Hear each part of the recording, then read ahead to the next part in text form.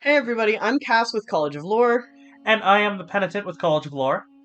and this is our first session of the Academy, which is a podcast-esque thing where we're going to talk about different topics, such as module play, Session Zero, which is what this one is about, all sorts of things, just things that might be relevant to gameplay as a player or a DM, or anything you can think of. As I said, this episode is starting with one of the things that is the most basic thing to start with for any game, which is Session Zero. We are going to talk about kind of running down a checklist of things that you need in a Session Zero, what to expect when you're doing one as either a player or a DM, anything you may need out of that. It seemed a fitting start to this as a whole. Yeah. So, without further ado, we're going to kind of launch into some topics that we've kind of planned out for this. Starting with the very basic question of what is a Session Zero and what do we need it for? If that's irrelevant to you, if you already know all of that, if you know any of that, feel free to skip to the next section. Yes. So, fundamentally, a Session Zero is for talking about the game before you actually play the game. You will set expectations for your players, or for your DM if you're running it from that angle, both in and out of game. It is for making sure everyone's comfortable. It is sometimes for making characters. A lot of people like to make their characters in Session Zero, talk about them all together. And it is for talking about anything that's different from what you'd expect in, like, the base rulebook of whatever system you're playing. Yeah, like any form of house rule, or especially some things that are up to determination, like how crits are done, or homebrew, anything, any limitations. Can you crit a skill check? Are you using any Unearthed Arcana or D&D 1 or 1 D&D? Yeah. Are homebrew classes allowed?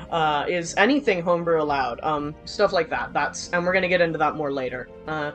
But what a Session Zero boils down to is you talk about the game before you play the game so that everyone knows what they're getting into and everyone is made sure that they're as comfortable as they can be pre-game with everything they're getting into. So the next thing is planning out a schedule. I think that is one of the most crucial things and one of the first things you should do with any group. Depending on your group size, it may be hard to find a good time to do it. Are you going to meet weekly, bi-weekly, monthly? If a bunch of people can't physically be there, can you do it over Zoom? One of the things that I learned when I was reading about all of this, kind of running through Session Zero checklist that other people have talked about on the internet, which I will link in the description, my references for this. Apparently, most people, groups of 4 or more, especially as adults, play bi-weekly, twice a month. I think that's the word for twice a month. Now, if you play twice a week, I'm very impressed. Your group may be different from that. Maybe you all are housemates, or family members, or some sort of gaming polycule that I... You could be a school club. Yeah. It could be anything along those lines. And if you're very close, you may play more often. I mean, we play D&D just all the time, just the two of us. I mean, we play D&D for work, which is a little different, but we also play for fun. All the time, basically every day. Yeah.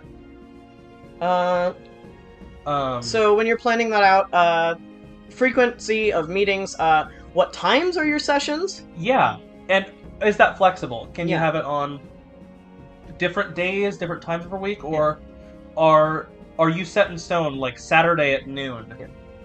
What time are you available? How flexible are you? How long do you think your sessions are going to be? That is so your players can set their expectations of, if you're going to do a 2-hour session every weekend, that's great. If you're going to do a 6-hour session every 2 days, that's also great. But you should know that. I have been part of groups before that have done strict 2-hour cutoffs. No matter where you're at, yeah. Yeah, basically no matter where you're at, no matter if you've gone through one scene the DM's planned or all the DM notes, you're done in 2 hours.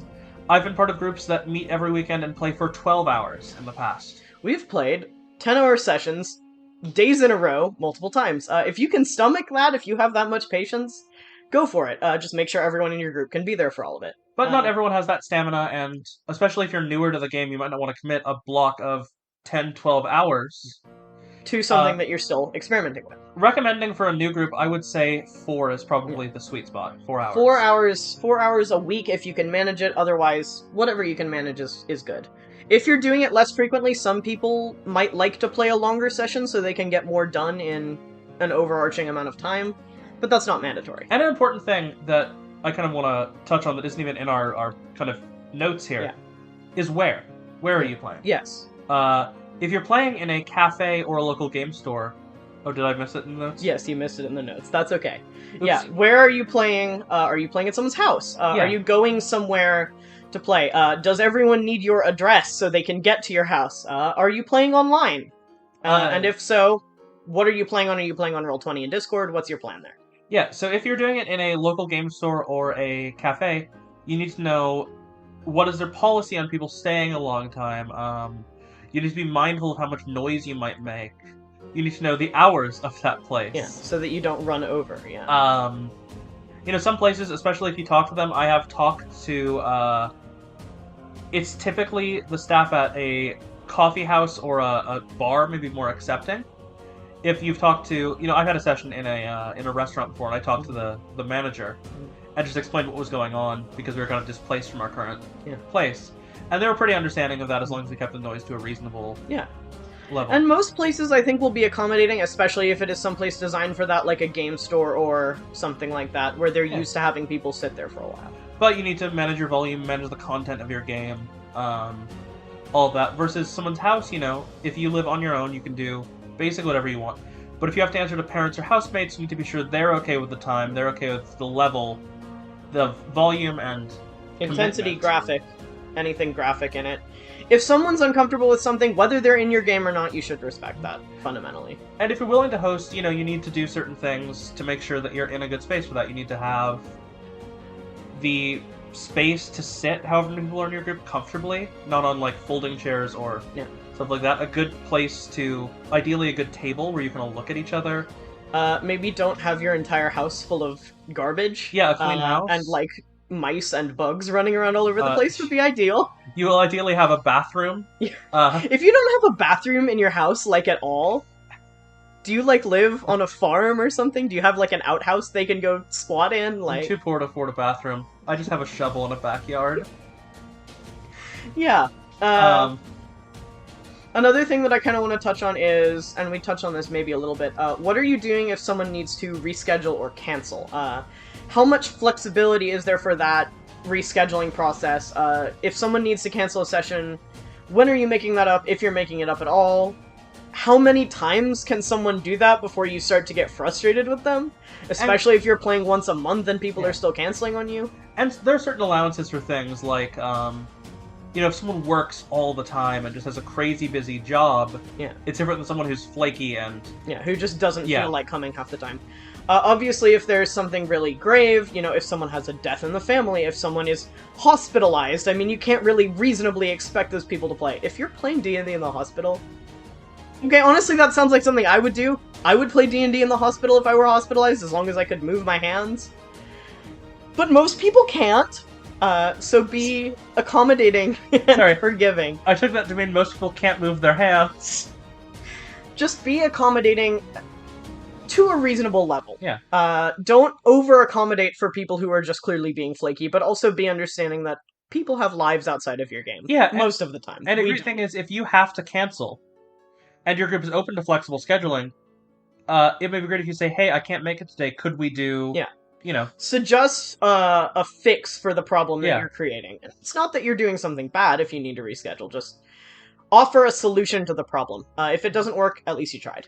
And a great thing I've seen other groups do in the past, and I had a group that did this to an extent, was we would say if 2 or more people were missing the session, we had a backup game, which someone else would DM, and it would be closer to a one-shot in style. Yeah. And that's a pretty good idea. Yeah, just to have something that anyone else can handle if a bunch of people can't be there for some reason. Yes. And this is a group with 4 PCs, not 6 or 8 and 2 are missing. But if half the party is missing, we do a little one-shot or something similar. Sometimes just hang out at some point. Sometimes we break out a board game instead. But that's play that Uno, way, like we did played the worst variant of Skip-Bo ever invented, which we played last night. It was terrible. I'm not gonna go into it because this isn't a card game channel, but just... No, you know what? I am. Oh, you're gonna go into it. Okay, let's talk about Skip-Bo. Skip-Bo, I'll skip this section. Skip-Bo, this section. Yeah. The TLDR, Skip-Bo, but you draw until you can't do anything anymore. You draw cards over and over again until you can't play anything in your hand, and then you stop your turn. The next person's turn begins, they do that, and then you discard a card until you can play something, and it just repeats. We went through the deck like 3 times. Leads to about 5-minute long turns, followed by 3 or 4 turns that last about 2 seconds. Yeah. Anyway, it's a great time. That is something you do. It's like 4.5. That is something you do with your party if you hate them.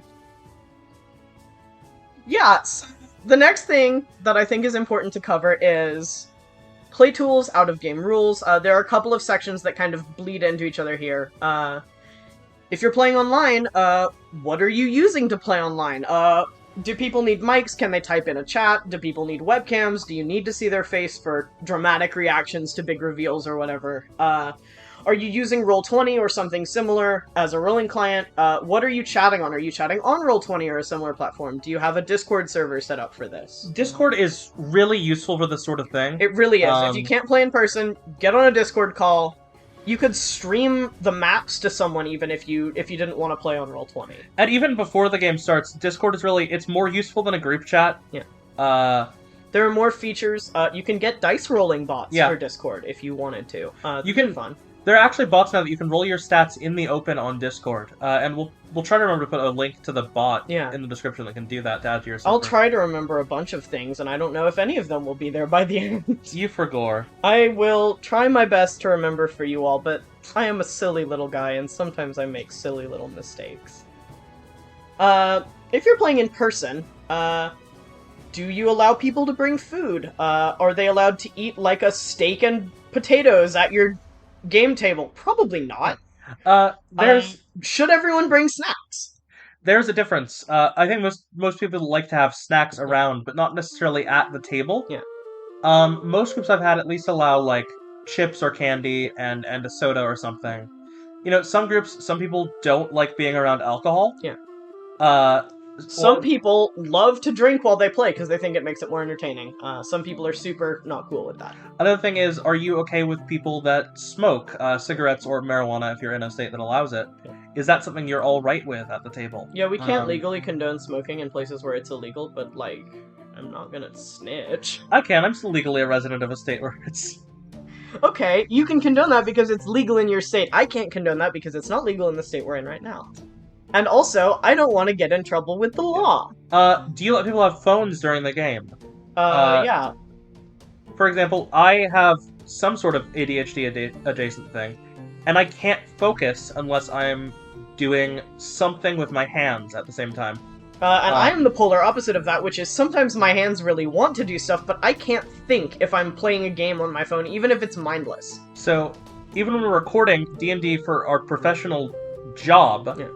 I am still playing a mindless app game on my phone. And the only thing I have in front of me when I'm doing that is DM notes. I close all of my apps that give me notifications. I turn my phone off and over so I can't see anything.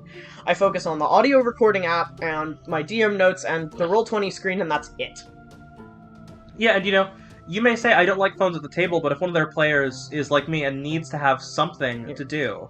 You can accommodate that. It's just like giving them like a fidget toy or something to see if you can help them. And if they can prove to you, you know, people don't like to have phones typically because they want their players to be able to pay attention. Yeah. If they can prove they can pay attention while having their phone. Yeah. And you can always change that rule later if someone either can or can't pay attention. It's kind of like when you talk about children with positive punishment. Stuff like that. It's you can add something or remove something or whatever.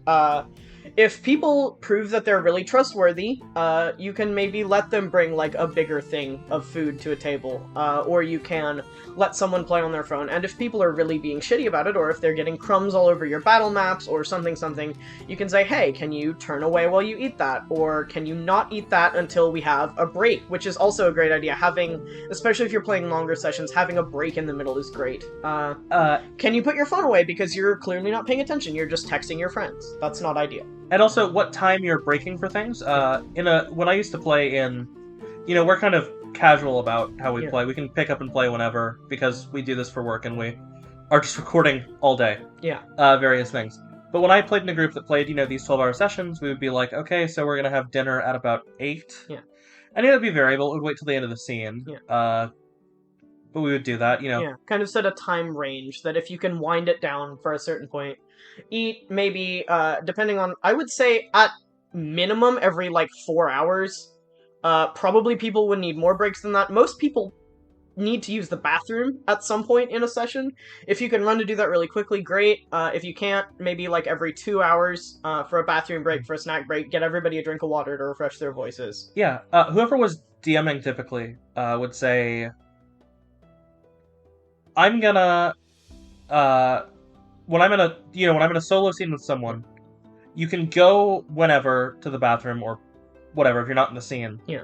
Just hurry back within a reasonable amount of time. I won't cut to you unless, if we're doing solo stuff, especially downtime or tight conversations. But if we're in a group scene or something like that and you really need to use the restroom, I'm not gonna keep you. But let's pause, or... Right before something big, the DM would typically say, hey, if anyone needs the bathroom, we had a group in our player that smoked, or a player in our group that smoked. Yeah. If anyone needs a smoke break, a bathroom, I'd recommend taking that now. Especially if you're about to get into a really long, negotiation scene or a big combat with kind of a boss, you should kind of make sure that everyone is going to be situated for an extended period of time if you don't want that interrupted. Also, even if you don't allow snacks at the table, snacks are good to have in the house. Yeah. People get hungry, and you don't want hungry players at your table because then they will also be grumpy players, and their engagement will drop. It's good as a host to have some snacks and drinks. It's better as a player to offer to bring some. Yeah. I am a DM, if I was running a home game where people come to my house and people brought me, chips and cookies and stuff, I would, be forever in there. Some people literally say, I will give you inspiration for the session if you bring a nice snack. Yeah. Which I think is a great rule. I think bribing your DM is fine, actually. And I say this as someone who DMs frequently. Please. I don't know, you guys can all order a bag of chips to my house, if you like me that much. And I'll give you honorary inspiration. We're gonna have so many chip bags in our house. Just kidding. What if they just send us empty bags of chips? I think I would be thoroughly entertained by that, and I would make a collage out of them and hang them on my wall. Anyway. So that's kind of what you should talk about for play tools, for all of that, for what is and isn't allowed. The next thing to talk about is setting expectations for the structure of the game. The number one thing I would want to talk about there is, what is the roleplay combat balance? And there are other things that kind of fall into that category, exploration or puzzles. Some people love dungeon crawls and would be totally content to do dungeon crawls and combats and exhaustive resource hunting literally all day, every day when they play. However, not everyone vibes with that in the same way. Some people are really roleplay heavy. Some people love puzzles. I love puzzles. I hate that as a DM, I don't get to solve any of the puzzles. I get to write them, though, which is fun. Yeah, there's a square of play. Some people call it a triangle because they leave puzzles off entirely. Yeah, it's roleplay combat like exploration, I assume, right? Kind of sandboxy stuff? Yeah, so it depends on what you get out of the game. If it is playing your character and interacting with other people, that's what both of us know best. Yeah. I don't even, run random encounters in my games, because I know that you don't like roleplay, or you love roleplay. I know that you don't like combat unless it's thematic and tells a story, and I don't like combat unless it's thematic and tells a story. And I run, especially, I don't know, we'll have an episode of the Curse of Strahd game up, although I haven't really touched on this yet. When I run stuff like Curse of Strahd, or really anything where it's at all applicable, I like to create what I call environmental encounters instead. Especially in Curse of Strahd, that is fun because it is a weird place, and you can get very environmental horror with it. I love doing that, but environmental encounters, they don't have to be combat. You can do throwing non-hostile creatures in. You can have a party come across someone, or find an interesting thing in nature while they're walking, or you can just cut. Another example of another module that's really good for those, and you'll see if you watched our 5e module ranked videos. Watch all of our videos. Watch all of our videos. Yeah, don't just watch this one. Watch all of them. Send us chips. That's gonna be an in-joke now on the channel. Send me chips. Rime of the Frostmaiden. Yeah. They have a lot of survivalist encounters. The idea being that it's this cold, hostile environment and your PCs are struggling to survive. Yeah. You're navigating a plot line while also having a lot of stuff get in your way, and that stuff does not just have to be monsters. If your players aren't into random encounters combat, don't give it to them. Or at least don't give it to them a ton when it's not relevant. You and I, we only run combat when it drives the narrative. But again, some people love dungeon crawls. Some people love to kill stuff and hit stuff with a sword and launch fireballs in enclosed spaces. Don't do that. And some people like to just explore the world and investigate it and interact with it, and some people like to get their hands on stuff and solve stuff, and that's all great. And this should probably all be said before you make characters, because there are some situations where this style play informs your character. If you are a min-maxer, there's nothing wrong with that. No. But you might not have the best time if you spend all this time optimizing your build only for combat to happen once every other session. Yeah. And then that kind of ties into another point, which is you should talk about not just those categories of things, but you should talk about the basics, not spoilers, but the basics of your plot and the themes. Are you dungeon crawling? Is it a sandbox thing? Do you have a linear story arc? Are you doing a linear story arc that's more traditional adventuring? Are you doing something more like political intrigue or negotiations and, maybe constructing your own world, your own niche in the world that you build? Are you playing basically a city building game? You can do all sorts of stuff within that. And that also leads into talking about, are you running more of a Monster of the Week thing? Are you doing short mini stories, mini arcs, or do you have a long-term, long-form plot, overarching thing? Or do you know, there's some examples where in play, we had a game once that started with a Curse of Strahd campaign. Yeah. That we weren't sure if it was going to be just Curse of Strahd or we were going to go out from there. Yeah. We finished Curse of Strahd, we decided we liked the characters, we liked the connections they made. Kept playing, moved on to a different module, and from there, something happened really early on in that module that was not planned for, became the overarching plot of the whole campaign after the first module was even done. Yeah. And you don't have to necessarily know exactly where you're going. In fact, since your players drive that so much, as a DM, if you're DMing, you won't know where you're going. Things happen in D&D, and shit gets sidetracked, and you will find yourself in such a weird place sometimes. I mean, even in, games run by super professional DMs, stuff gets sidetracked all the time. And we keep saying D&D, this all works for any roleplay game. Yeah. Most of this is D&D oriented, 5e oriented, because that's what we're used to, but you can apply this to really just about anything depending on the system. I think a lot of the overarching, mini arc stories, I think typically a lot of times there is a background thing at play there. There doesn't always have to be. Yeah. But there are some great games that lend themselves more towards the shorter form. Yeah. If that's more what you're interested in, if you don't like the long form, kind of too openness of D&D, there are games like Monster of the Week is an example of a game called that way, where you can go on these shorter adventures. And yeah, I think it's definitely something to open. You want to open up about exploring other systems too. Yeah, and if your players, if you start talking about 5e and your players are like, well, I really don't like the structure of 5e, you can talk about looking into another system that fits that better. Yeah, so a great thing about that is if you all talk about the game you want to play and you're like, you know what, I'm not sure I want to do medieval fantasy, let's do superheroes. Yeah, There are good things for there that. are games for that. Or There are systems for that. let's be in a modern high school. There are systems for Yeah. that. There's like a very basic like D20 modern thing that has really all you need for most like modern games. There are expansions for it. I think the sheet for it is the sheet for that one on Roll20? Yes. Yeah. There are so many different sheet makers on Roll20. If you honestly just want to go on there, make an account, look at all the sheet options, that's a great way to figure out what kind of games you might want to run just by looking at that. If the game for your party doesn't exist, I recommend using something like Fate or GURPS. Yeah. That is really good for any sort of generic thing that you can kind of, GURPS is a generic universal roleplay. Yeah. Is their whole thing. So you can really imprint anything you want onto it if you understand the rules enough.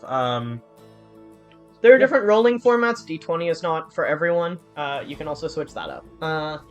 And then the one other big thing that you want to talk about in here is how dark is this getting? That ties into a couple other sections as well, but how much of this game is comedy, how much of this game is at least lighthearted, versus how heavy are you going with this, and where are those turns going to start to come into play? Yeah, in a lot of our campaigns we've had moments where we laugh and cry in the same session. Yes, sometimes multiple of each. Yeah. Often multiple of each. Sometimes when I do, especially when I do stuff like Curse of Strahd that's more horror themed, you guys are genuinely scared. Not like unable to play scared, but you guys are like, I don't know what's going on, and it's intimidating. That's there was fun. at least one game I could think of that it started as kind of a light concept, but a few sessions in, we had to take a 5-minute plus break to just cry after one of the scenes. And it depends on, do you want it to get that deep? You know, the thing that led to that was, for circumstances that I won't go into because they're too complicated, one PC having to kill another, basically mercy kill another one. Yeah. And that's something that, if you are more into camp and lighthearted stuff, you maybe don't want to run that kind of game. You don't want to get to that point. You can steer it away from that. Or you can just plan for it never to get that far. Our jokes, okay. Our sidetrack, Yeah. our, like, side tangents, okay. We have a ton of side tangents, not just in our games, but in our videos. Yeah. In our intros, you may have noticed when we do stuff together, I will talk about the weirdest stuff you can imagine. We already talked about Skipbo in this D&D podcast. Imagine getting sidetracked. Send us chips. Send us chips. Yeah. But the thing about it is, there are some tables where the mood is constantly jokey. Yeah. And people will just be making one-liners all the time. And there are some tables where, if you make a joke, everyone else will stare at you like you just killed someone. Yeah. Because they want that kind of dark, nerdy roleplay. And that's fine. Both of those are fine. It's generally good to find a balance in between those, but some people veer really far to one side, and that's all good. I think in a balanced group, it's important to know time and place. It's important to know when you can make a joke and when you can't. I mean, if we're talking about a situation where it's a really deep scene where a player is mercy killing another character, that is maybe not the time for a funny one-liner.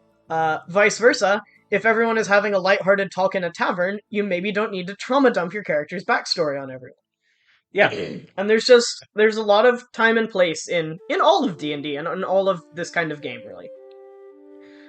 So, now that we've talked about that, I think the next kind of thing to go on to is, we've talked about what kind of structure you're going to be playing. Now it's good to talk about, with players and DM combined, world building and story expectations. Now we've got that kind of out-of-game structure. Now we need the more nitty-gritty details.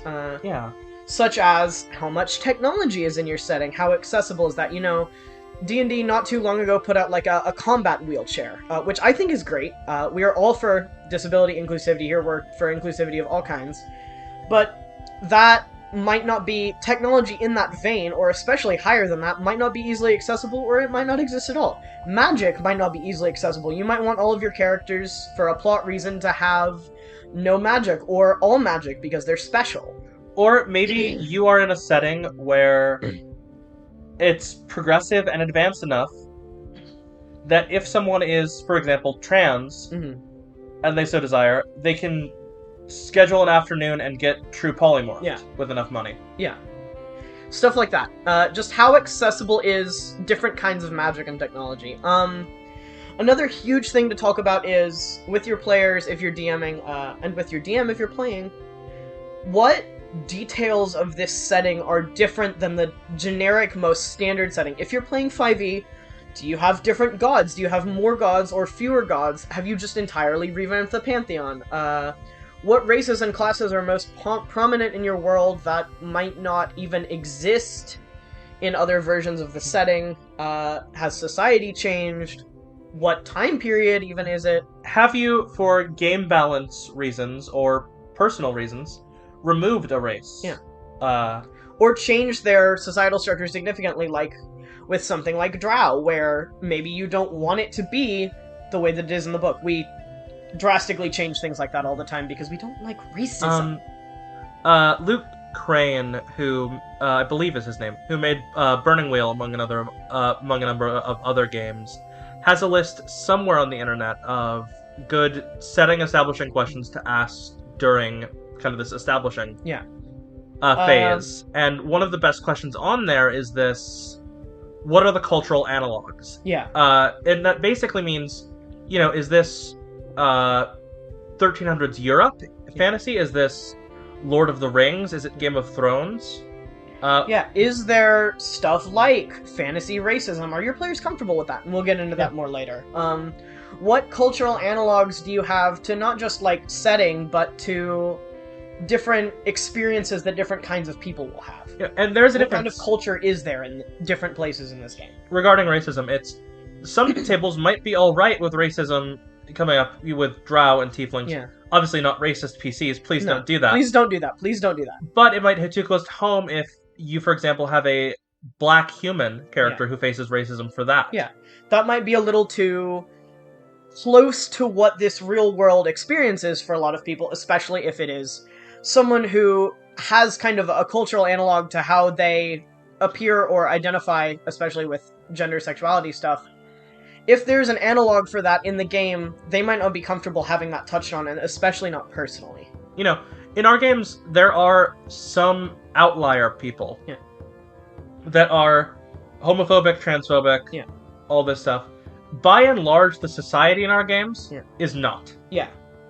Most people are at least vaguely tolerant, and a lot of people are more accepting. There are some people who are old-fashioned or traditional, or just kind of shitty people who may act out in regard to racism, homophobia, stuff like that. But by and large, we try to avoid that because we don't want to get too bogged down in the trauma that a lot of people have experienced in the real world. So that's something that's super relevant, and that also would be a great thing to bring up when you're talking about triggers and other out-of-game and in-game boundaries. So anything, to kind of circle back to that point, anything that's different about your setting versus the standard setting of whatever system you're playing in, especially if it's something like 5e that has a lot of lore established, just talk about that a little bit, enough for everyone to understand what they're getting into. Yeah, and a really important thing is, don't assume anyone knows your setting. Not everyone knows, especially no one when they're starting out really knows Faerun all about it. Yeah, the entire Pantheon. Yeah. Maybe someone's heard of, like, Lathander, or Lolth, or Asmodeus, but they probably don't know every option of a god. There are some tables where you could say, this person identifies themselves as Drizzt. Yeah. And everyone at the table might, cheer and freak out at that revelation. And some people will be like, I don't know who that is. Yeah. And it's generally a good idea to, if you're gonna include something that is more of a detailed reference, or especially if it's a reference to some other not explicitly D&D media, just make sure your players know what you're talking about. Yeah. And if there are any consistencies between all campaigns, in most of our campaigns, we have this universal truth that is never mentioned in any of the books. Yeah. There is this Adventurers Guild in Waterdeep that I think is mentioned in the books. Yeah. But their big draw is they have this massive, like, mechanical artificer board outside with the top 50 teams in guild prestige listed. And sometimes we will put either teams from other games or teams from other media, like other D&D media, we'll throw in there sometimes. Just as little, like, Easter egg references. Yeah. And that's fine, and if your players don't pick up on it, that's okay, but it can be fun if someone knows something like Critical Role or any other big popular D&D media. Throw in an aside to those people existing or having existed, or something in that vein, where it might be fun for your players to, if they know something, pick up on that. That's just fun. You'll have a moment when you've established throughout multiple adventures this setting, that without even having mentioned the board previously, this happened in our group, you can say to your group, you get to Waterdeep, you see the adventuring board, which hadn't mentioned at all in the campaign even, and say, 20 of the names are being removed as you look at it. Yeah, you can make drama even with something that small. Yeah. That was a big tangent. Another thing to talk about is establishing backstory and history and connection to the world for your players. That's another thing that you should set up. And to each other. Yeah, and to each other. Do you want all of your PCs to know each other coming into the story? Do you want all of the PCs to know someone that would be played by the DM that they have a history with? Do you want a player to design a city, or at least like the vague outline of a city where they came from, or a noble family that they came from? What details can your players bring in to the setting to connect themselves to your world in more detail? And how detailed as a DM do you want their backstories to be? Yeah. Because there are some DMs that really aren't a big fan of... I typically think that DMs should incorporate at least some part of their player's backstory into the world. Yes. But there's some DMs who are not a big fan of it, don't really want a backstory more than a couple of paragraphs. And then there are some DMs who would literally adore you forever if you wrote like 10 pages of backstory that was... Especially if you're doing something low level, it's good to keep in mind that you might not have a ton of backstory yet, level 1 especially, but if you want to have a history... one of the things I like to do when I'm making characters is give my characters, sometimes when I'm creating a character that has an extensive backstory, give them a reason to be so low level, like they had a career-ending injury and they're just now recovering, or they have recently changed classes due to some reason in their backstory and they've had to start over. Something like that. That can always be fun. There was one PC I played a while ago that they were a bard, but they'd previously been an extremely high-level wizard. But they don't have access to the wizard spells or spellbook because that part of their memory had gotten erased. Yeah. So they technically were still a high-level wizard to some degree, but they didn't have access to any of those spells or abilities. Yeah. So they had to start over, basically. Yeah. And it's important, our Curse of Strahd game right now. Yes. Our backstories there are all, I think, minimum 1,000 words. Something like. It's long. They're long. But that's how you wanted it for our did. PCs. And it worked out well, especially because my DMing style likes to incorporate a lot of detail, and the more you give me, the better I can put it in. But if you're not that kind of DM, or if you're not that kind of player, you should note that. You should establish however much history your DM thinks you need and thinks they need to tell your story effectively. And it kind of depends on what your game is as far as the connection there. Sometimes PCs can be long-term friends already. They could be an established adventuring party. Some of them could know each other, some of them could not. Some of them could have previously known each other. Some of them could be total strangers. Yeah. Or all of them. They could be meeting for the first time when they escort a cart to Phandalin. Or Curse of Strahd. Yeah, when they all get pulled there for some unknown reason. Yeah, and another, really good thing is you can sometimes have players be family to each other. Yeah. We have talked about in the past doing some kind of game where everyone not only knows each other, but has lived together or even been family for their whole lives. Yeah.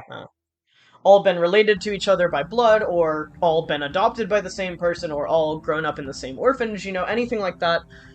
There are a ton of ways to get your players to know each other and already exist in the world.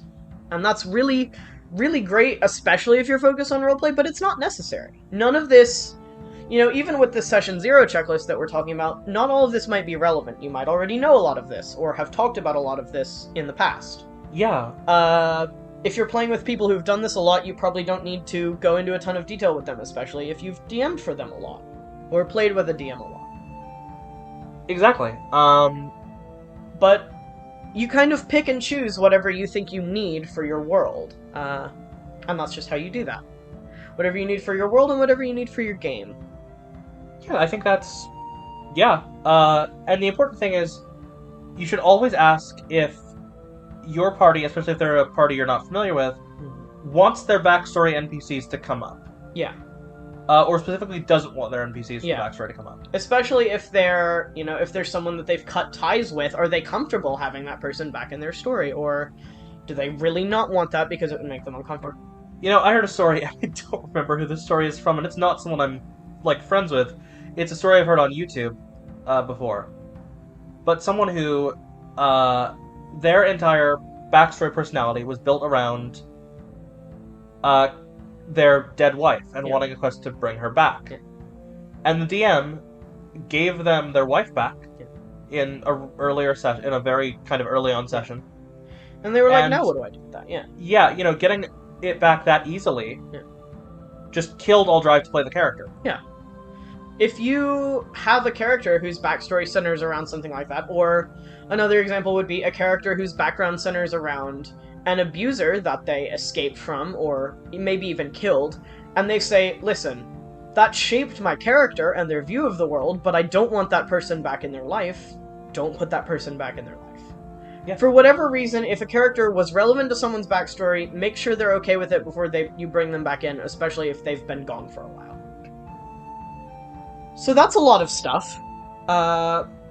And launching into that, now that we've talked about backstory, we can talk about the rest of the character creation process. A lot of people like to make their characters during a Session Zero. You could do that during this talk or after. Yeah. It's really ideal to, probably at the end of the discussion of everything, make them together at the table. Yeah. It's not to let your DM, maybe not totally veto, but vet them first. Yeah. It's not a have to, but it's a should. Yeah. It's ideal. It will help in a lot of cases. Because you kind of want these characters to be the type of people that will get along. Yeah. If you have 6 edgy loners in your group, that's not helpful. Yeah. If all of your players just accidentally build edgy loners, that's not going to make for a very good game.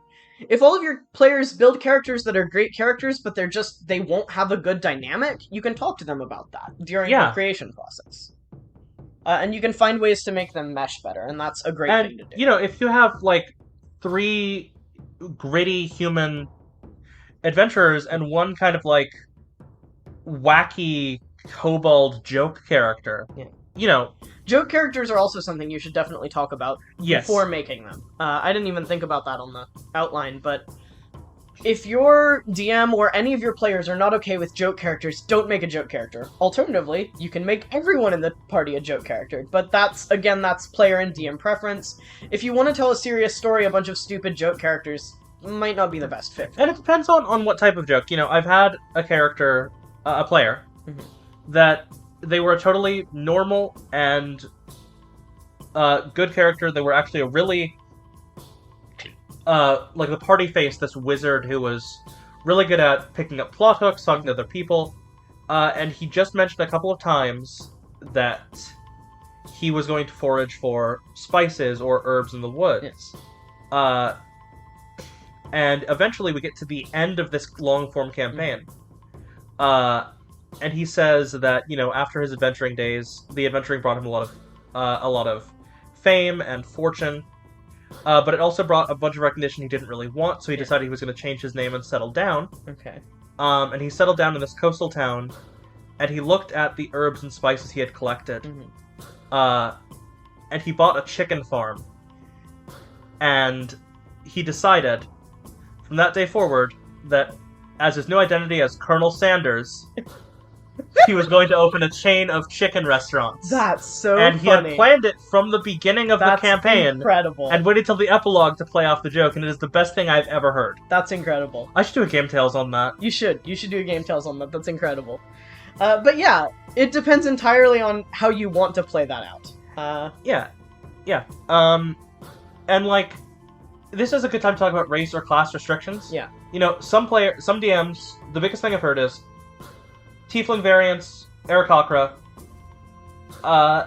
If you have puzzles or traps that are contingent on PCs not being able to fly, don't let them play this character. Yes. Also, generally don't make traps that are entirely contingent on players not being able to do something, because they will figure out a way.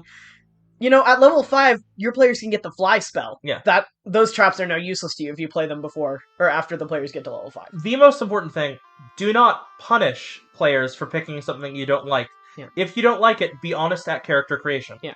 I have heard DMs who don't like caster classes, who will say you can play whatever caster class you want, but I'm gonna do a bunch of things to make playing a caster unfun in hopes that you'll change your character. Which, at that point, just don't let them play casters, or make a setting where magic isn't as accessible, and then they won't play casters. Yeah. So restrictions on character creation, races or classes players aren't allowed to use, whether that's because you don't like them for playstyle, whether that's because you want to use, standard, player's handbook content only, you don't want to use Unearthed Arcana stuff. Do you want to allow homebrew races and classes? If you want to allow that, do you need to have all your players run it by you first, or does your DM want you to run it by them first? I would advise running homebrew by your DM first, no matter what. I would advise, if you're a DM, please look at your players' homebrew. If you're a DM who doesn't want to check homebrew, why? Why would you not want to make sure that that's fine? A typical rule in our group, if I or Cass am DMing, is you can play mostly any homebrew things. But we have to make sure it's not crazy. Even so, any concept you have, we can make it work, but I'm gonna write the homebrew. Yeah. Or, if you really see something online that you really want to try, we'll look it over and we'll playtest it, and if it's really, really broken, we'll nerf it, and if it's really, really bad, we might give it some extra stuff. Yeah, a good example is I've written a Sun Elf subrace for Elf. Yeah. That, I took an online Sun Elf thing. Mm-hmm. I changed one racial ability, and that was it. But it makes it a very different thing, and sometimes it infinitely unbreaks a class or race. And a interesting thing here is also when you're kind of making the character build, character creation, are you okay with copyright characters? Yeah. So that can be fun in a home game. In a home game, I'm sorry, I could do it on this channel. In a home game, someone says, I really like Critical Role, and I want to play Percy or Jester. Yeah. And a lot of people will say they'll have cringe stories about that. They'll have horrible stories. That's not inherently a bad thing. No, it's not. Just you have to do it appropriately and with permission. Yeah.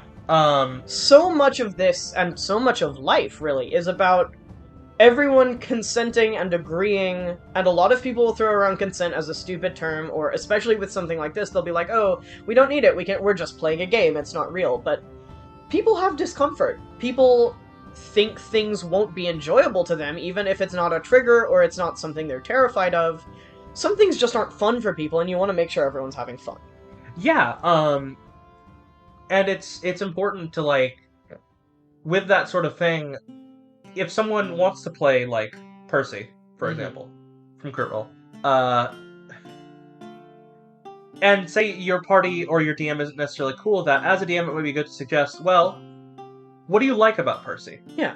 What do you like about this character that you really want to play? And how can we incorporate that without making them the same character? How can you make that more unique to you and maybe enjoy it more?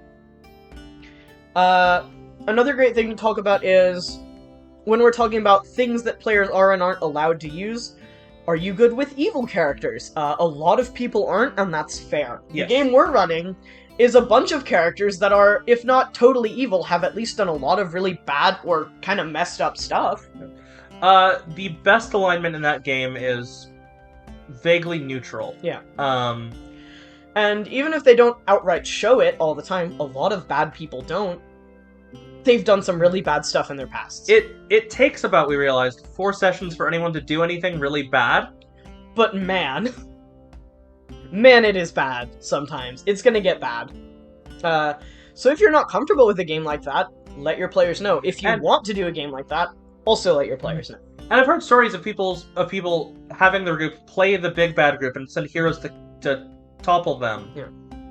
Our Curse of Strahd game, for example, where I am playing evil PCs, the goal of it is redemption arc.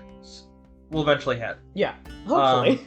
If we get to that point. We want the characters to be redeemed. We want them to grow as people and Yeah. be better and happier for it. But if you want them to be worse, Yeah. or if your game concept is the opposite, where you want good people to have their downfall, Yeah, downfall, descent into madness. Yeah, that's...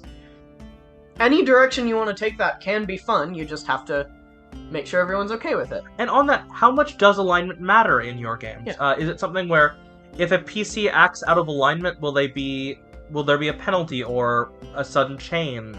Does it super not matter because alignment is kind of a dumb structure in your mind, or it's too restrictive? Which is what we think. Yeah. We don't even write down alignments on our character sheets anymore, because fundamentally it's really hard to categorize people into one of 9 boxes for their entire, behavior and existence.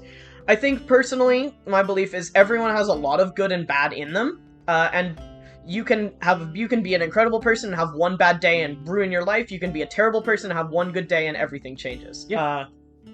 Alignment should not, in my mind, be super rigid, but if that's how you want to play the game, it is your game and you can decide that and you can dictate that. You just have to let everyone know. Yeah. Again, everything is about everyone being on the same page. Another thing is, what level do you want to start at? Yeah. As a party. If you are new adventurers, I recommend 3, honestly. I think it's just fun to have all your subclasses sorted out. I think 1 is a bit... There are points where starting at 1 is good. If you're gonna start with a super early modular, if you have plans to get them leveled up in a safe manner, that's great, but it is also super easy to get TPK'd by anything at level 1 with bad rolls. I actually will die on the hill of new players should start at 3 or 5 instead of 1. It helps them learn the mechanics without having to be worried that they're gonna get screwed out. I think that's a great way to do it. And then we already kind of talked about this, but what are you expecting backstory-wise as a DM? Players, how much backstory do you really want to come up with? And how can you meet in the middle of that if those are different? We already talked about that to a degree. And then this is kind of where we've talked about, kind of hinted at this topic, out-of-game boundaries that apply to in-game experiences. This is where triggers come in. If you think trigger warnings are stupid, this content is not for you, probably, because that is something that we both have, that is something that we both care about, and it is something that really everyone should care about. It's just basic decency. And if you're the type of person, this channel isn't for you, and you probably won't enjoy it. Yeah, we are not, anywhere on the right of any spectrum, politically. We are not, we don't go that way. We don't touch that direction of things. We are not cishet people. Yeah. Nor are we transphobic, racist, homophobic, anything like that. We try to be pretty good, tolerant people, accepting people, and that includes triggers and mental health. Yeah. If your players want to make a trigger list, a list of things that they're worried about having come up in a dangerous way, please let them do that, or don't DM for them. Yeah. If all your players are like, whatever is fine, I'm not scared of anything, I don't have anything that will upset me because it's fantasy, or for any other reason, that's also great.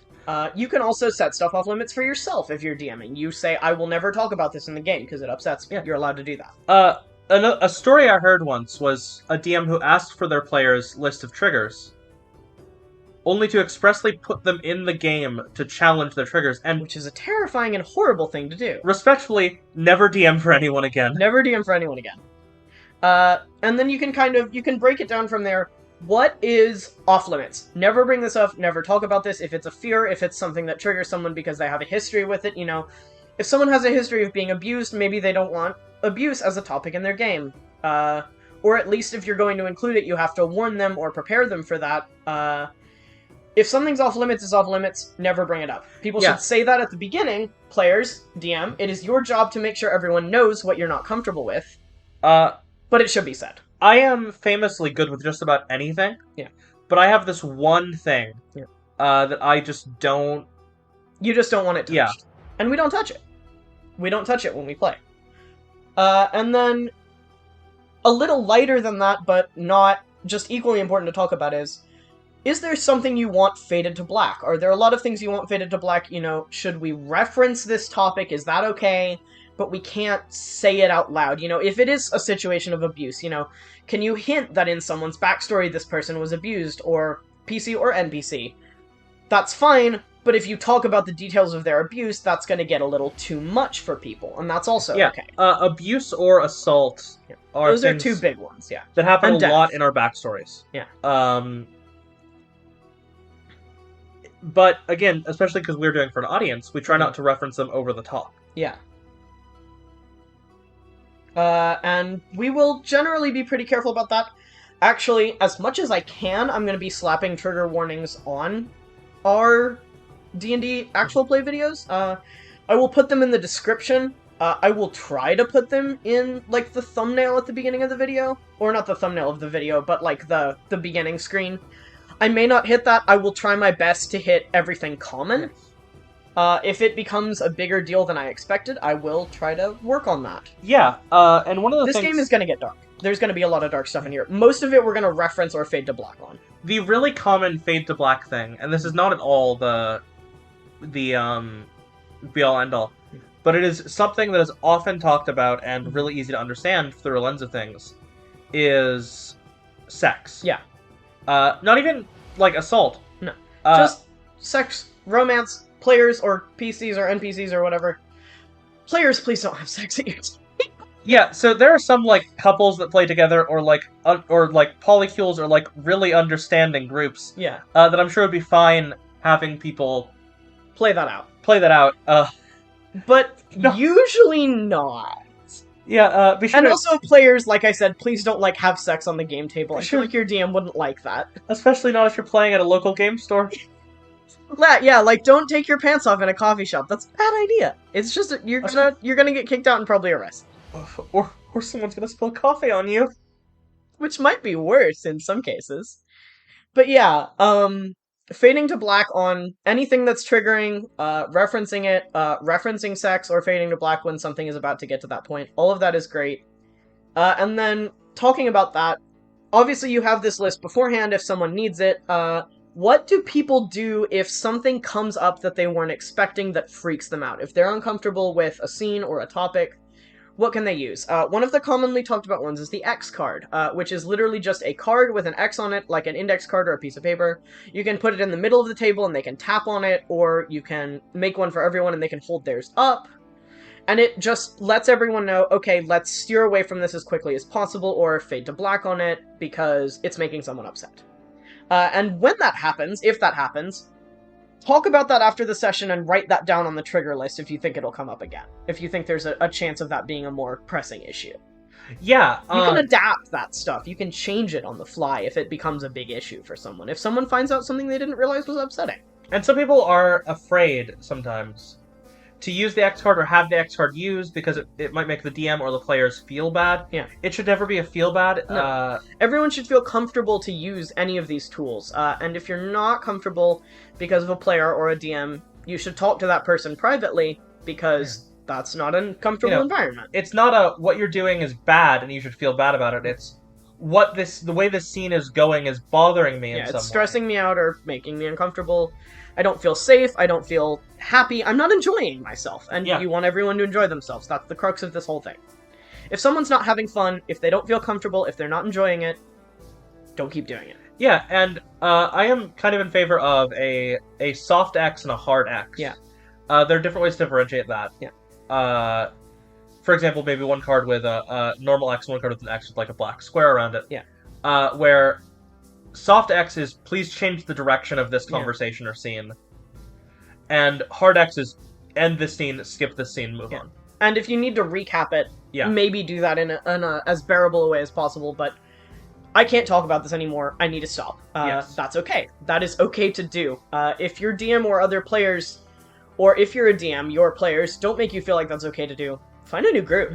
No D&D is better than bad D&D. It's something I hear a lot, and I think it's true. And if you're not in the scene and you're uncomfortable with the topic at hand, step out.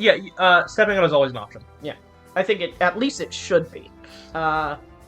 So we already talked a little bit about kind of sex between characters. Talking about romance between PCs and romance between PCs and NPCs is also something really important. Sometimes PCs are comfortable doing it with each other, Yeah. romance-wise. But not with a DM or an NPC. Your DM might be romance-averse. Yeah. Or not feel comfortable role-playing that out, and that's perfectly fine. And some people are happy to do that with NPCs, and their DM is happy to do that with them.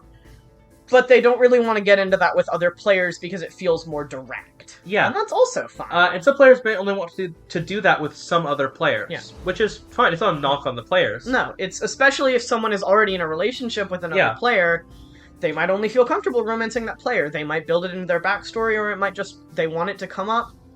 If it doesn't come up, that's okay. If it does come up, they only want it to be that person. They're monogamous, or even if they're not monogamous, they're just not comfortable with that for someone else, or they just don't want to deal with it for some reason. That's fine. And sometimes, this is probably a little more rare, sometimes people who are already dating will be like, no, our characters aren't going to be in a romance with each other because we're already doing that. That's boring. Yeah. You can do whatever. It's fine. In some games, just no romance at all. Yeah, and that's also fine.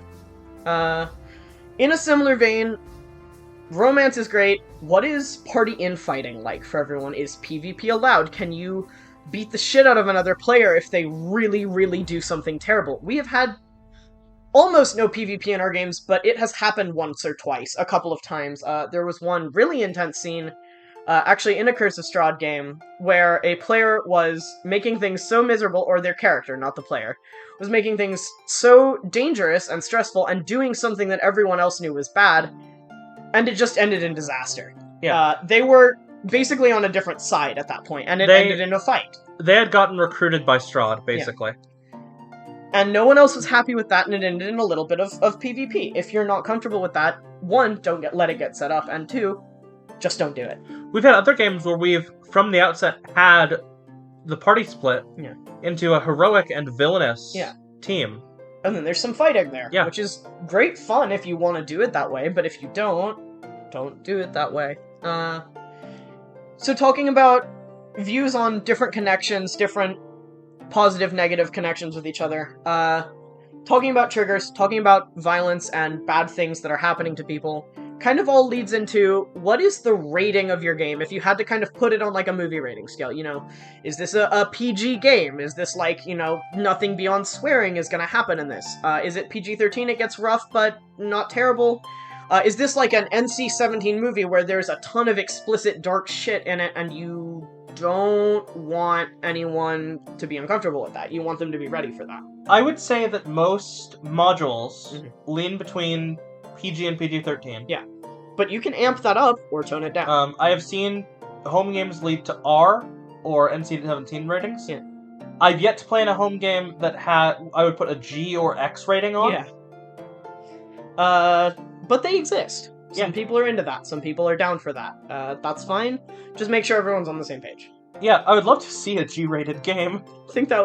Probably games with little kids get there. But most people don't play games with their, 6-year-olds. And then, the one other thing that kind of falls into this same category is, if something happens that players aren't comfortable with, can it be rewritten or retconned? Can you say, okay, I actually am really uncomfortable with how that went. Can we say it went even slightly differently? Can we tweak that experience? Can we just take it out and try the scene again in a way that feels more appropriate and comfortable? Especially if you realize kind of halfway through, you're like, this really doesn't feel like the way this should have gone. Are other players in the DM comfortable with that? DM, how much does that change your plans, and are you comfortable with people doing that if it messes something up? I've had groups I've been in have people come out as trans during the course of a game. And they'll be like, I'm gonna retcon my character's gender. Yeah, just be like, hey, can we just pretend this character has been a girl or a guy since the start of things? And that's fine, especially if it doesn't impact anything, but even if it does, whatever. Let them do what makes them comfortable if it's at all feasible. But especially on story beats, some people might not be okay with that, and that's fine. Anything else that your group wants to avoid both in and out of game? Just kind of let people bring that up if all of this has been covered. And then the other thing, kind of the last thing in this category is, what do you do if someone doesn't abide by this? Player or DM? Yeah, I think there are allowances for a mistake, obviously. Yeah. If you say something that violates a boundary, especially if it's a specific boundary, and you legitimately just forgot it was a mistake, I don't think there's a lot of punishment or expulsion from a group that needs to be said there. Hmm. You know. Yeah. But if someone repeatedly and knowingly, like willfully breaks the rules, Or triggers someone, or starts stuff that no one else is comfortable with, makes inappropriate jokes that people aren't comfortable with, talk to them. Always talk to them first, don't just boot them. yeah, But if they do it on purpose, if they're clearly just being disruptive, you can say, hey, I don't think this is right for you. Let's not do this anymore. yeah. If the DM, says, hard rule, no romance, Yeah. with NPCs, And players keep and flirting with yeah, them. a player just keeps flirting with every NPC they see, that's just willfully disregarding the rules. And you can remove that person if it makes you or other players uncomfortable. Yeah. So that's the gist of the kind of out of game boundaries that apply to stuff in game. Just a couple more things as we kind of wrap this up. House rules and mechanic changes. One of the big ones here is stats. Are you rolling for stats, or are you wrong? Yeah. Are you rolling for stats or are you wrong? What are your rolling rules? If you're rolling, is it 4d6 drop lowest? Do you get to reroll ones? Yeah. Is it 3d6 down the line? I hate 3d6 down the line. It terrifies me. Are you rolling 1d20 for stats? What a nightmare that would be. Imagine getting like all natural 20s on your stats. How crazy that would be. But also imagine getting all natural 1s. I don't think I've ever rolled 6 nat 1s in a row, but man, we have come close. Yeah. I am thinking about the dragon fight. I am thinking about the dragon fight. I kid when I say that other forms are wrong. You can do it however Point you by, want. standard array are all fine ways to do it. I would never do them, but I think it adds more variety and flavor. Yeah. But if you don't like that, that's But fine. If you want it to be standard. some players get hurt feelings over not having as good stats as other as people. someone else. I'm And if you want to make it all the same, you can just do it that way. I'm someone who I don't care if I'm doing the most damage or I'm the most useful. I care more than you, but not a ton. We have very, very loose stat rolling rules in most of our games. Yeah. We always reroll ones just because it kind of sucks to have like a 4-1 roll. And that's just lame. So generally the minimum stat score we can have in a game is a 6. Yeah. Unless somehow you get a negative modifier to a stat from your race or something, which how? But also nice. Good job. You really messed up. And like with that being said, after you have your stats, how does leveling work for you? Are you milestone? Are you Are you EXP based? Yeah. When you level up, do you roll for HP? Do you take the standard in the middle? Can you reroll ones on HP as well? We are sometimes really generous in some of our games where we will say roll it or take the average. Yeah. Uh Whichever is higher. Yeah. Which is fine and fun. Genuinely, if you want everyone to have a good time and you want to be light with the rules, that's fine. There are a ton of rules that we never even employ in our games because they're too much and they're too much to manage and it's just too much of a headache. Like, I don't think I have ever asked someone for their passive perception ever in a game. If I think you'll see it, you'll see it. If I think you won't see it, I'll have you roll, and if I think there's no way you'll see it, you won't roll at all, and I'll just say you don't see it. Yeah, I don't like perception. I don't like it. It's fine. It's a fine rule, but it doesn't help me, so I don't use it. I don't remember if we talked about this at all. Non-standard rules on crits. Yeah. Did we bring that up yet? I don't remember. No. Okay, that was earlier. Okay. So the thing about crits for us, our group, is it is on ability checks, you can crit succeed or crit fail. It doesn't always have an impact, but it usually does. Yeah. If you crit an attack, you roll the damage, full damage die. Yeah. Plus the modifier. Yeah. And then you roll the die and add the modifier. Yeah. So you roll it as normal, and then you add full damage for the second half of the crit, instead of rolling it again or doubling it. Which is, honestly, in a lot of our combats, kind of necessary, because everything runs down to the wire for us. A lot of... Probably the most commonly changed up thing is critical rolls. Yeah. Hey, that's a different thing. Do you have carryover damage on crits? Like, if you crit an enemy with 1 health... Can you, slit their throat and then go stab some other guy? Yeah. Do you just keep moving? Can you, pierce a sword through someone. If you knock someone over with a fireball, does the rest of it hit the guy behind them, kind of as a bleed off? For us, or at least for me when I DM, um, I do carryover when it makes sense, and I don't when it doesn't. There are, like, if you hit someone with a magic missile and only one of the darts is necessary to kill them, I mean, obviously you can kind of change the targets anyway, but if you said, okay, I'm going to use all 3 darts on this person, and then one of them kills them, you can move them to the other person. Depending on the way that you're fighting, the weapon you're using, sometimes carryover makes sense. You know, if you cut a guy's head off and then you keep swinging your sword because of the momentum and you hit someone else, that's great. If you use a ranged weapon and you shoot someone and it shoots through a hole in their body, this is a little graphic, I'm sorry, and then you hit somebody else with it, that's great. Some spells are more applicable than others for that, but yeah.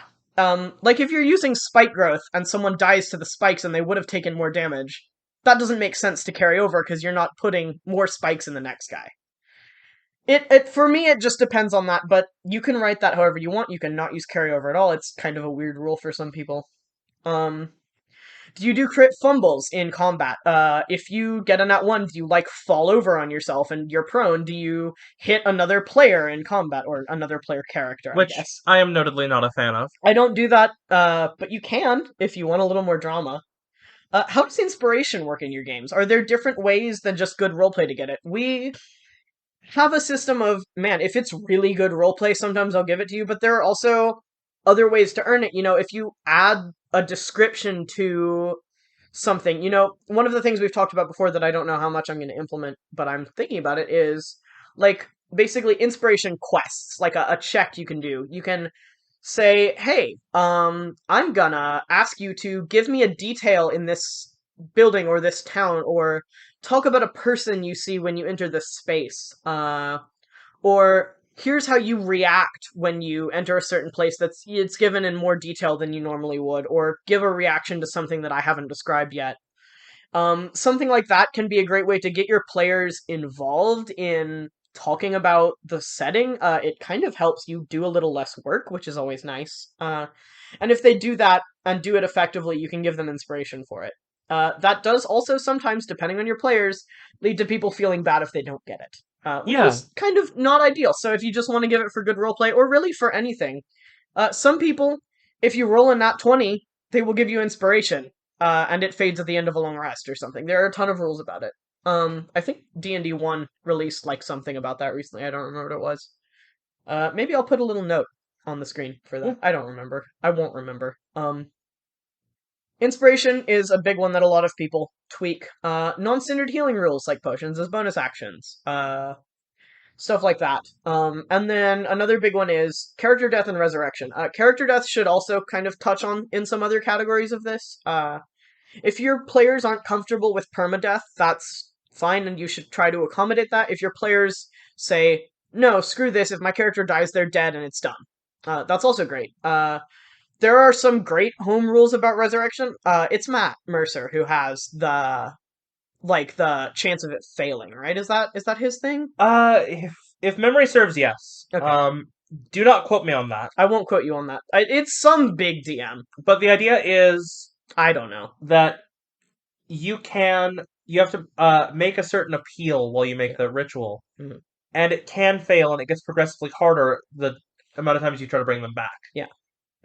If you're pulling someone back from death, that's a hard thing to do, and if the gods deem it unfeasible, or if some power that be deems it unfeasible, or if death and fate just take them, that's just how it works sometimes. Yeah, and you might be able to find a way to do it again later, or to appeal to a god or something like that. But it all depends on what everyone's comfortable with. yeah, and if their character doesn't want to come back, some players want their character to die. Yeah. Especially if it's a good end to a story or a narrative for that character. Yeah, We've had characters die that were like, man, I really like that character, but it makes sense for them to die there. Yeah. And not come back, or at least not come back in the same way. And so that's a big thing that a lot of players want to talk about, especially for narrative-driven stuff. A lot of players will want reasons for their character to die or not die. Or some players just get really attached to their characters and they don't want them to be permadead. They'd like to see it through, and you can figure out a way to make that happen. There are tons of ways other than resurrection spells to make that happen. You can get really creative with it. I may talk about that at some point. I don't know. Yeah. And then kind of the last thing to touch on here is Oh, I'm sorry. Can I go back for a sec? yes, go back for a sec. And some may wonder if you're not okay with permadeath, what is the consequence of death? Yeah. I think there are plenty of ways to have the consequence without your character is permanently dead forever. Run Tomb of Annihilation. Yeah. Death Curse. Run it. Just if you put look it in at several podcasts, successful ones, Critical Role, Dice Camera Action, those characters die all the time. They just come back. And they come back weird Yeah. sometimes, depending on what brings them back, especially, reincarnate is a spell that people get. That's fun. That might cause an identity crisis for a character. We've had a character who was a very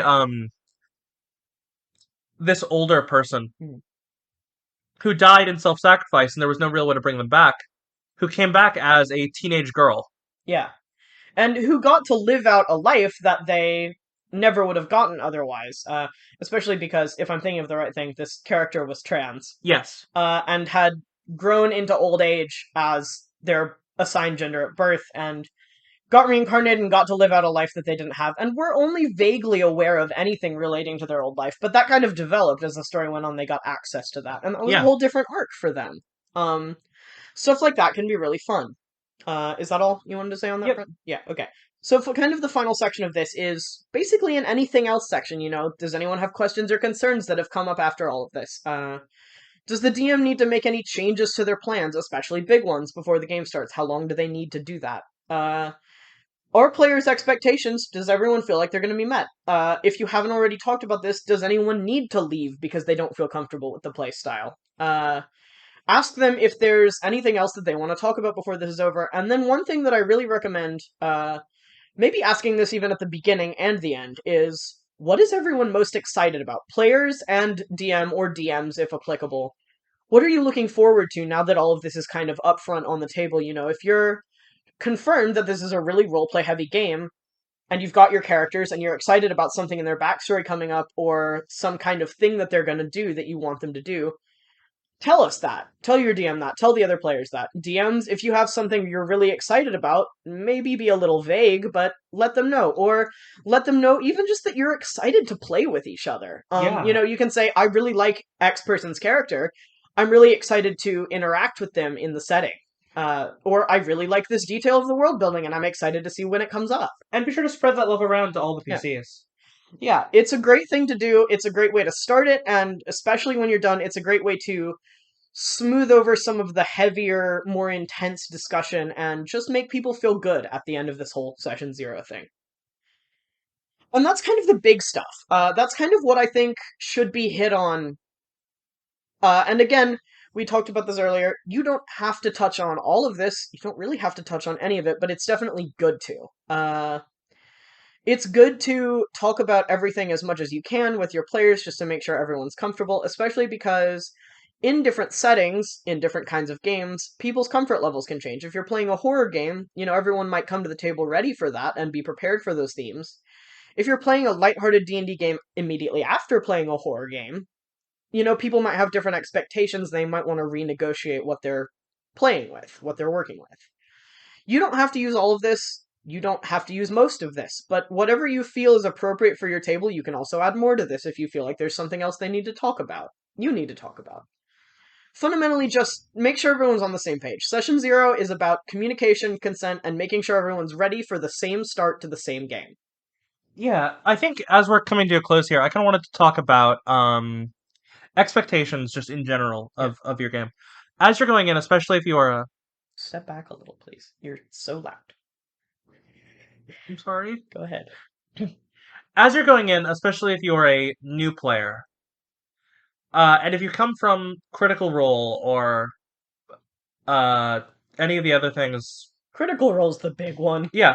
If you come from Critical Role or you've come from any other kind of podcast, Adventure Zone, any of the like, God, what are they called? Dimension 20. Yeah, Dimension 20. All that stuff is great. Even our content. Yeah.